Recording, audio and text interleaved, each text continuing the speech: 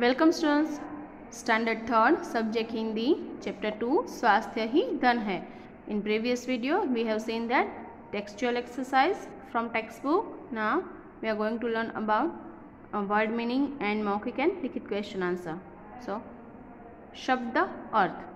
First, स्वास्थ्य यानी सेहत मीन्स हेल्थ. सेकंड, प्रवेश यानी अंदर जाना मीन्स एंटर होना.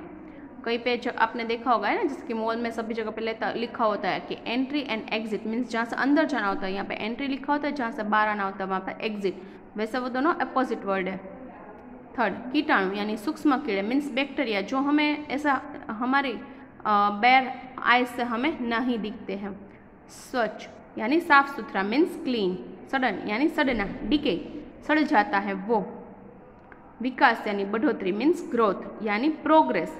एंड ये सड़ना मीन्स देखो, जैसा कि समझाओ मैं आपको कि कोई वेजिटेबल्स फ्रूट्स वगैरह सब हम लाते हैं, 5-6 दिन हो जाते हैं, तो थोड़े दिनों के बाद वो कैसे हम बोलते हैं कि सड़ गई है मीन्स बिल्कुल ऐसा ही. तो दांतों में भी ऐसी सड़न हो सकती है यदि हम दांत साफ अच्छी तरीके से ना रखें तो. देन है अभ्यास, मौखिक क्वेश्चन आंसर. फर्स्ट, स्वास्थ्य ही धन है ऐसा क्यों कहा गया है?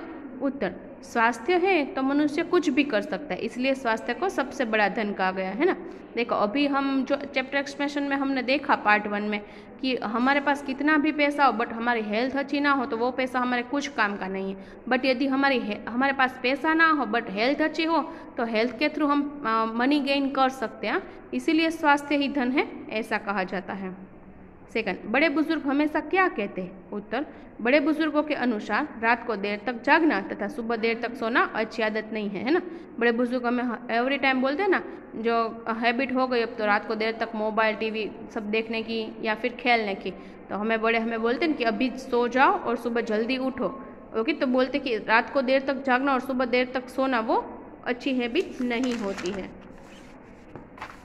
देन थर्ड, देर तक सोने से क्या नुकसान होता है? उत्तर, देर तक सोने से पूरा दिन आलस्य रहता है, आलसी हो जाते हैं. ज़्यादा देर तक हम सोने लगे ना तो एनर्जी वो जो है हमारी डाउन हो जाती है, क्योंकि सूर्योदय के बिफोर सनराइज के यदि हम उठे ना तो उसकी इफेक्ट हमारी बॉडी के ऊपर बहुत ही अच्छी होती है.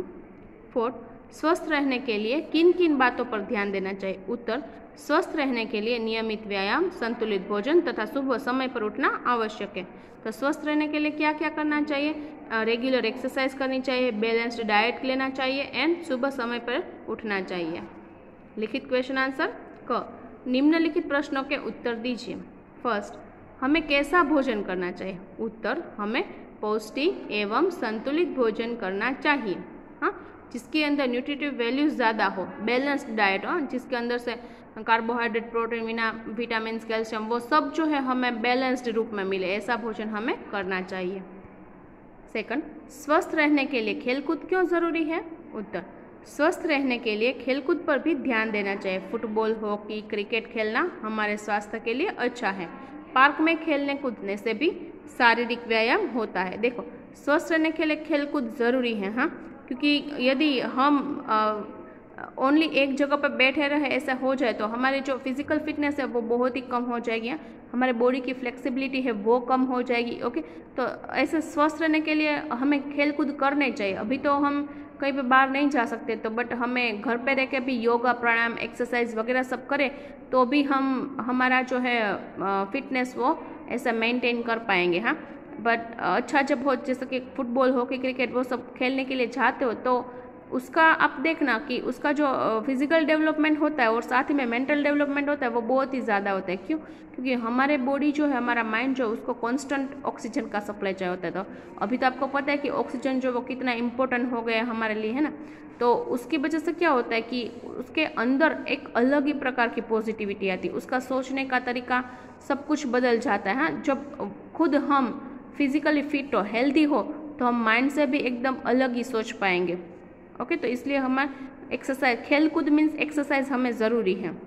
थर्ड, स्वास्थ्य के साथ स्वच्छता का क्या संबंध है? उत्तर, स्वस्थ रहने के लिए शरीर का स्वच्छ होना भी अति आवश्यक है. यदि हमारा शरीर स्वच्छ नहीं होगा तो तरह तरह की बीमारियों के कीटाणु हमारे शरीर में घर बना लेंगे. इसीलिए प्रतिदिन नहाना, दांत साफ रखना, नियमित रूप से हाथ धोते रहना भी ज़रूरी है. देखो स्वास्थ्य के साथ साथ स्वच्छता, हाइजीन का भी रिलेशन है।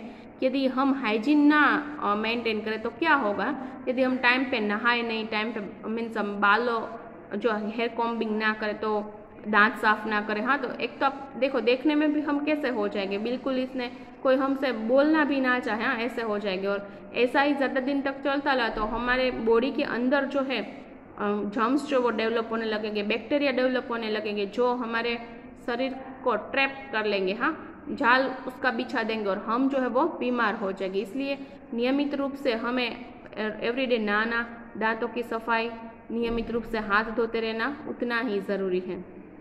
4, यदि हम नाखून नहीं काटेंगे तो क्या हानि हो सकती है? उत्तर, यदि हम नाखून नहीं काटेंगे तो नाखूनों द्वारा तरह तरह की बीमारियों के कीटाणु हमारे शरीर में जाकर कोई भी बीमारी उत्पन्न कर देंगे। देखो, यदि हम नेल कट नहीं करते तो नेल के बीच में जो मैल फंसा हुआ होता है, जो गंदगी होती है, वो हमारे खाने हम जैसे जो हाथों से ही खाते, वो हाथों के थ्रू हमारे पेट में पहुंच जाते कीटाणु और हमें कई ना कई बीमारियों के शिकार बना देते। तो कई सारी बीमारियां हमें हो सकती है, इसलिए जो है नेल कट टाइम पे करने चाहिए।